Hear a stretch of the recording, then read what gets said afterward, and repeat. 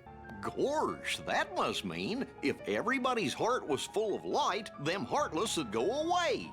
El poder de la trama ha decidido que a pesar de restaurar los mundos, estos han formado caminos ocultos entre ellos que solo la llave espada puede encontrar para poder viajar con la nave. Y yo me pregunto, ¿el Rey Mickey cómo viaja entre los mundos? ¿Le guía también su llave espada cuando le da la gana y viaja en la nave Gumi o cómo va? Según he leído, en los informes de Ansem, de manera random aparecen portales en Ciudad de Paso y permiten moverse entre los mundos. Supuestamente, estos viajes mágicos que hace Pluto y Mickey se realizan de esta manera. Así que pues vale. Llegamos a Bastión Hueco y todo está genial. Un reencuentro precioso, pero por Dios, ¿qué le ha pasado a Eris?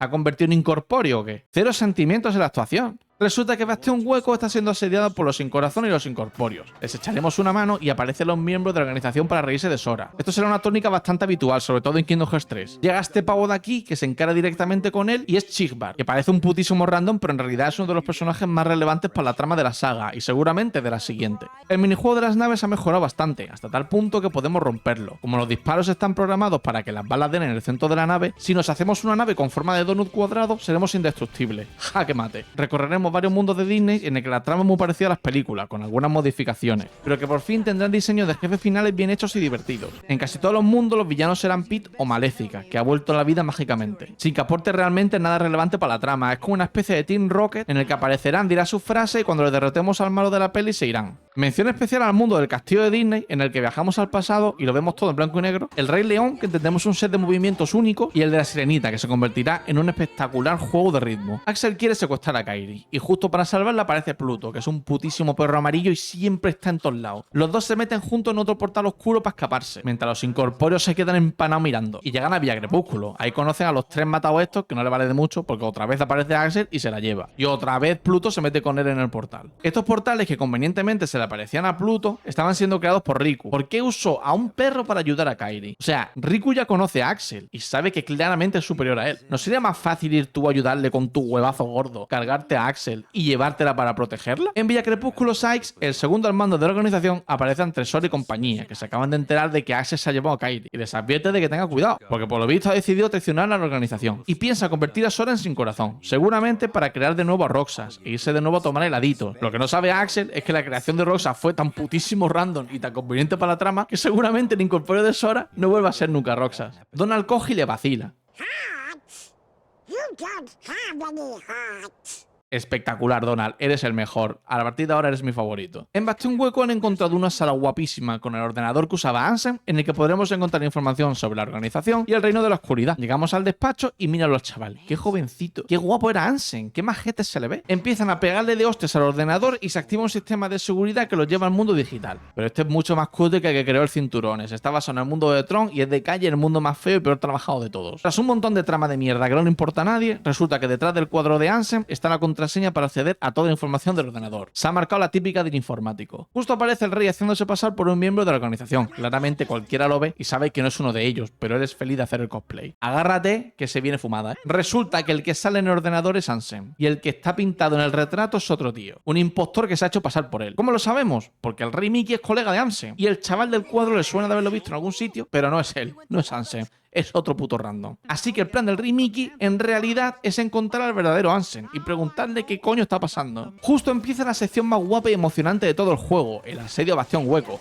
donde Sin Corazones, Incorporio y nosotros nos daremos de palos por el control del mundo. Mientras luchamos, en el despacho de Ansem se cuela un miembro de la organización, que se sabe todas las contraseñas para acceder a una sala secretísima que está en la sala esta de las cápsulas. Irá muy de chill, sin prisas, tomándose su tiempo, veremos cómo atraviesa puertas, cómo baja por una cuesta tranquilito, un plano desde arriba, desde otro lado, otro desde el lado, cómo cruza un pasillo y se acaba sentando. Delante de él se encuentra una armadura con una llave espada que tendrá importancia en próximos vídeos y saluda a un amigo suyo. Nos pegan un viaje al pasado en el que Sigvar y Zacian están charlando. Zacian es un chaval de estos que estaba en el Castillo del Olvido y fue derrotado por Riku y asesinado por Axel. La movida es la siguiente, agárrate, sé que te digo mucho agárrate que se viene, pero es que esta vez se viene, ¿eh? Ansem el Sabio era un señor que se dedicaba a la investigación, se veía súper atraído por el tema de la oscuridad de los corazones y así empezó a hacer experimentos sobre estos y a notar sus movidas. Un día se encontró con un man que estaba castigadísimo por la vida y le salvó. Total, que como era un genio se unió a él, dejándole ser sorprendido. Este chaval no se acordaba de nada de su pasado, algo bastante habitual y conveniente en esta saga de videojuegos. Total, que Ansem el Sabio tenía muchos discípulos y le pidieron crear una sala debajo del castillo para hacer investigaciones sobre la oscuridad. Pero esto en realidad era una trampa para que Ansem no estuviera muy enterado de los experimentos que hacían, porque en realidad estaban secuestrando gente y haciendo experimentos con la oscuridad y los corazones, siendo el cabecilla Xehanort. Tal que un día viene el rey Mickey de fuera y se hace colega de Ansem el Sabio. No sé qué pasa exactamente, pero Ansem se china y descubre los experimentos que estaban haciendo sus alumnos a sus espaldas. Dentro de la sala de investigaciones había un portal oscuro muy chungo y como Ansem ya ni pinchaba ni cortaba, Xehanort lo expulsó al otro mundo, como al vacío o algo así. Entonces los discípulos, sin ningún tipo de control, empezaron a coquetear con la oscuridad y a crear sin corazones artificiales. Y como ya no había mucho más que rascar con los experimentos, Xehanort cogió y liberó los corazones de sus compañeros. ¿Cómo? Pues ya se verán futuros vídeos. Pero luego Xehanort procedió a entregar su corazón a la oscuridad voluntariamente. De esta manera creó un sin corazón y un incorpóreo. Su corazón adoptando el nombre de Ansem, el buscador de la oscuridad, porque sí supongo le gustaría el nombre, y su incorpóreo adoptando el nombre de Xemnas, ambos con algún tipo de objetivo futuro en común. Los incorpóreos de los discípulos de Ansem, junto con Xemnas, se unieron formando el núcleo de la futura Organización 13. Además, Xemnas mandó construir la sala del letargo, por algún motivo que desconocemos, que es donde está ahora mismo. Sigvar se huele que Xemnas oculta algo, que además la ha oído hablar con alguien a pesar de estar solo en esa sala, que parece ser que la sala del letargo tiene una sala gemela, llamada la sala del despertar, que esta no fue construida por Xemnas, y cree que podría estar en el Castillo del Olvido. Además, Sigvar menciona que un grupo de guerreros que portaban la llave espada fueron los que dejaron machacadísimo a Xehanort antes de ser el pupilo de Ansem. Así que ojo que este maneja. Volvemos al presente, y se nos aparece el Aguas, un miembro de la organización que no le gusta luchar y solo quiere cobrar al final de mes. La lucha está muy guapa y es el examen para saber si hemos dominado todas las habilidades y hechizos a la perfección. El Aguas muere y nos mete un bait de cojones con la muerte de Goofy, que se reúne de nuevo con nosotros después del fanservice desmesurado luchando con los personajes de Final Fantasy. Hace su aparición el líder de la organización 13, Xemnas. Mickey le reconoce y se cosca de querer el aprendiz de Ansem el Sabio, que es lo que te contaba antes, vaya. Pero está tochinado porque no sabe qué ha pasado con Ansem el Sabio, que era su colega, y va por él de cabeza. Mientras nosotros derrotaremos a 1000 sin corazones, que puede parecer épico, pero es pulsar 3 botones en realidad. Tras nuestra victoria nos enteramos de que la organización está dejando a Sora a sus anchas para que recolecte corazones de los sin corazón, que encima ahora en ellos pueden controlar. Además tienen a Kairi secuestrada para chantajearle. Maléfica nos ayuda a escapar. Recorreremos otra vez todos los mundos de Disney que hemos recorrido antes, volviéndolos a ayudar. Hay 3 mundos reseñables: el de los Piratas del Caribe, que conocemos al Cartas; el de Mulan, que conocemos a Sigvar, que es un personaje muy troll, mira cómo escapa por el lado de los matados estos sin que se enteren; y el Castillo de Bestias, que conoceremos al tío de las lanzas y combatiremos con él mandándolo con San Pedro. Otro mundo interesante es Bastión Hueco, que tras descubrir que tenía una fábrica de sin corazones creado por Xehanort y sus discípulos y detener la producción, se nos desvela que antes Bastión Hueco era un lugar muy bonito y su auténtico nombre es Vergel Radiante, que será importante para futuros juegos. Cuando hemos completado suficientes mundos, aparece el mundo inexistente, donde está la base de la organización y el Kingdom Hearts artificial. Pero para poder llegar ahí hay que pasar por Villa Crepúsculo, que tiene una especie de camino oscuro muy chungo que une ambos mundos. Al llegar se nos une Mickey, que ha descubierto que Ansem el Sabio se ha infiltrado en la organización. Y tras un milagro informático logramos acceder al mundo digital indica donde vivía Roxas y nos metemos en el portal. ¿Por qué el portal oscuro que une Villa Crepúsculo y el mundo inexistente está en el mundo digital? Ni puta idea. No tiene sentido, pero ok.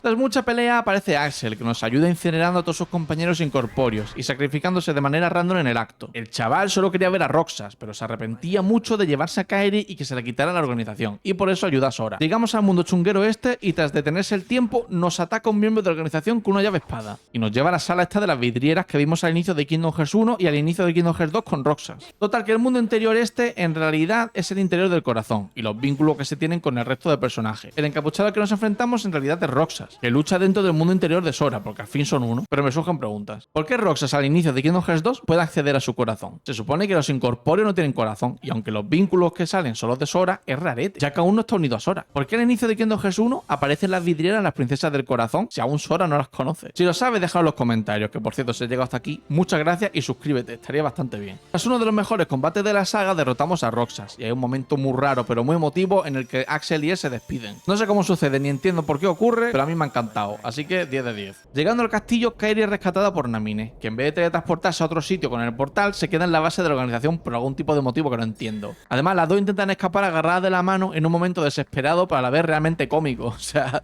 mira cómo corren. Hasta que Riku da con ella. Le dan una llave espada a Kairi por la cara. O sea, ¿por qué Riku le da una llave espada a Kairi? No lo entiendo. O sea, ¿de dónde sale esto? Como detalle adicional, no sé cuánto mide Kairi, pero estos sin corazones enormes que sus pies son como ella entera me hacen gracia, porque no salen en todo el juego. Aparecen también Pete y Maléfica, a hacer sus cosas sin aportar nada a la trama. Y Mickey, que se encuentra con el Cinturones, que tiene una especie de pistola de agua y se revela que en realidad el Cinturones es Ansem el Sabio. Por otro lado, nos toca luchar contra Sigvar, el de los dados, y Sykes, que caen facilito. Nos reencontramos con Kairi y tras un abracito, Kairi nos cuenta que Ansem no es Ansem, es Riku. Escena emotiva y ya están todos los amigos juntos. Volviendo a Ansem el Sabio del Rey, la pistola de agua es para convocar el Kingdom Hearts y convertirlo en datos. Y Mickey dice lo que pensamos todos desde el inicio del vídeo. Not sure I get it. Total, que como el cacharro este no puede codificar los datos de los corazones, explota, destruyendo el Kingdom Hearts artificial, la máquina, a Ansem y liberando todos los corazones que le habían formado, creando sin corazones. Y también, gracias al poder del guión, ahora Riku es Riku y no tiene a Ansem dentro de su corazón. Xemnas está muy triste porque tendrá que rehacer desde cero el Kingdom Hearts. Se pone filosófico en el tema de la luz y la oscuridad y empieza a hablarle al Kingdom Hearts él solo, como si estuviese loco. Mientras que el resto, en vez de pegarle o hacer algo, le dicen que no lo haga y acaba dentro de Kingdom Hearts artificial. Al igual que en Kingdom Hearts 1, el combate final será una fumada, porque tendremos que esquivar edificios, partidos por la mitad, asaltar una nave espacial con forma de dragón, romper sus motores y partirle la cara a un man que está sentado en una silla. Tras derrotarlo, acabamos todos teletransportados fuera del Kingdom Hearts y Xemnas se muere, supuestamente. Naminé invoca un portal de estos oscuros, el rey, Donald, Goofy y Pluto se meten como si nada, a pesar de que es realmente peligroso, porque te puede comer la oscuridad. Por eso la organización usa esas capas. Al fin Naminé y Roxas se reencuentran, estando juntos para siempre mientras Sora y Kairi lo estén. Justo cuando Kairi entra, se cierra el portal, y a Sora y a Riku les ataca el dragón cohete de antes. Se encuentra una especie de motillo extraña que usaremos para pelear. Tras derrotar otra vez al dragón y al tío que estaba sentado, aparecemos en un sitio muy raro. Nos enfrentaremos a Xemnas por última vez, que el man está mamadísimo y ha cambiado el outfit. Para bloquear cientos de miles de disparos láser, le pega el palizote de su vida a Riku, dejándolo para el arrastre. Pero en un combo espectacular en conjunto, mandamos a Xemnas para el lobby. Sora y Riku acaban en una playa todo rara que por lo visto es el mundo de la oscuridad. Yo no sabía que aquí tenían playas. Encima no hay nadie, o sea que está de puta madre. Y justo ocurre lo que nos temíamos. La botella que lanzó Kairi al mar con el mensaje para Sora aparece en el reino de la oscuridad porque sí. A ninguno le parece raro. De hecho, lo ves lo más normal del mundo. No sé, ninguno... No termino de entender yo la lógica de esta gente. Debe ser realmente increíble vivir en un universo donde cualquier cosa random es posible y que tú lo aceptes con normalidad, ¿no? Mágicamente se abre una puerta al mundo de la luz justo cuando está sonando una música emotiva y Sora lee la carta. Atraviesa la puerta y llega a los dos a la putísima isla de mierda del primer juego. Y otra vez no se ve la isla donde viven en el fondo. De verdad, es que me jode, me molesta, es increíble. Es que no tiene ningún tipo de coherencia. ¿Por qué la isla aparece y desaparece? No lo entiendo. O sea, yo entiendo que en el primer juego, por cambios en el guión y lo que sea, pues no aparezca. Vale, yo te lo compro. Pero joder, estás en Kingdom Hearts 2. Me has mostrado al inicio que existen las dos islas, una enfrente de la otra. ¿Por qué te la comes de la cinemática? No logro entenderlo. Me está dando ansiedad. Todos acaban en ese mundo. O sea, como no hay mundos para ir, pues Naminé elige eso. O sea, Naminé está conectado con Sora. Se supone que sabe todos los mundos que hay. O por lo menos los mundos en los que hay 2 horas. ¿Qué pasa? ¿No podías ir al mundo de la sirenita, echarte unas canciones? O a Villa Crepúsculo a tomar tomarte un helado. Tenemos que ir a estas islas incoherentes de mierda. El juego acaba con Sora y Riku en la isla mirando el horizonte, sin que se vea la maldita isla de fondo. Justo llega Kairi con una carta del rey Mickey, que les escribe para ir a la siguiente épica y emocionante aventura, donde cualquier cosa random es posible y aceptable. Y la respuesta a la pregunta que dio inicio al vídeo es el propio vídeo. O sea, vamos a ver. ¿Tú te has enterado de algo? O sea, sincérate, ¿de qué porcentaje de toda la información te has quedado? Esto es un embolado. Realmente a lo largo del vídeo he hecho muchas preguntas. Y más que podía haber hecho, ¿eh? Pero a pesar de que parece que nada tiene respuestas, la respuesta es clara. Es que de hecho el juego te lo da continuamente. El propio Sora, además, le hace una pregunta al final de todo a Riku. Rollo le dice, ¿qué crees que es ese portal de luz que ha aparecido de la nada en el mundo de la oscuridad? Y su respuesta la podremos usar para resolver cualquier tipo de duda que tengamos sobre esta saga. This? Exactamente, el corazón.